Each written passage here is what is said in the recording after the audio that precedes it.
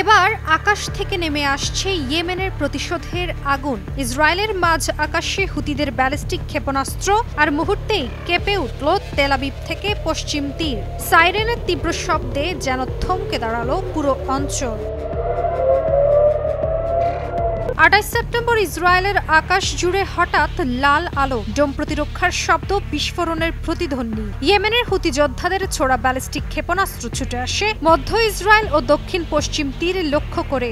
Israeli সেনাদের দাবি তারা ক্ষেপণাস্ত্রটি প্রতিহত করেছে, কিন্তু ততক্ষণে আতঙ্কের সাইরেন বেজে ওঠে বসতি এলাকায়। মানুষ ছুটে যায় আশ্রয় কেন্দ্রে, যেন যুদ্ধ আবার তাদের দরজায় কড়া নাড়ছে। ইসরায়েল ভিত্তিক সংবাদ মাধ্যম টাইমস অব ইসরায়েল জানাচ্ছে, ক্ষয়ক্ষতির খবর না পাওয়া গেলেও আতঙ্ক ছড়িয়ে গেছে সর্বত্র। ইসরায়েলে হুতিদের এই হামলা ছিল শুধু একটি বার্তা, যা দ্বারা বোঝানো হয়েছে গাজায় আগ্রাসনের জবাব ইয়েমেন দেবে। গত 2 বছর ধরে হুতিরা প্রায় নিয়মিত ইসরায়েলের দিকে ক্ষেপণাস্ত্র ও ড্রোন ছুটছে, আর জবাবে ইসরায়েল চালাচ্ছে বিমান হামলা ইয়েমেনের ভেতরে। পশ্চিম মহলে উঠছে প্রশ্ন, ইসরায়েলের বিমান হামলায় কি দমে যাচ্ছে হুতিরা? তবে কূটনৈতিক বিশ্লেষকরা বলছেন, হুতিরা এত সহজে দমার নয়, কারণ তাদের প্রতিটি ক্ষেপণাস্ত্রই যেন দেখিয়ে দিচ্ছে ইয়েমেনের প্রতিরোধ ক্রমশই আরো তীব্র হচ্ছে।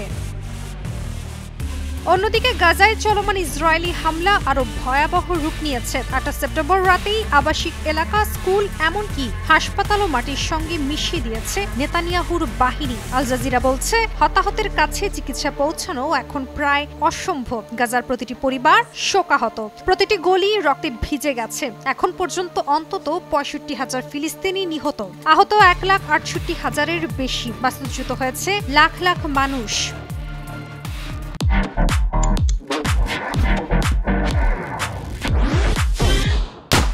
বিশ্লেষকরা বলছেন, ইসরায়েলের এই বর্বরতা শুধু গাজায় সীমাবদ্ধ থাকছে না। ইয়েমেনের হুতি যোদ্ধারা এখন এক নতুন ফ্রন্ট খুলে দিয়েছে, যা সরাসরি ইসরায়েলকে আঘাত করছে। এই আঞ্চলিক যুদ্ধ ক্রমেই বিস্তৃত হচ্ছে, যেখানে ইসরায়েল শুধু গাজার ভেতরে নয়, ইয়েমেনের প্রতিরোধের মুখেও পরাস্ত হতে পারে। হুতিদের ব্যালিস্টিক হামলা যেন এক স্পষ্ট বার্তা, গাজার রক্তের হিসাব মেটানো হবে আকাশেই। আর ইসরায়েল যতই সাইরেন বাজাক, সত্যিটা স্পষ্ট, আর তা হলো নিরাপত্তার মুখোশ ফুঁড়ে ঢুকে পড়েছে প্রতিরোধের আগুন।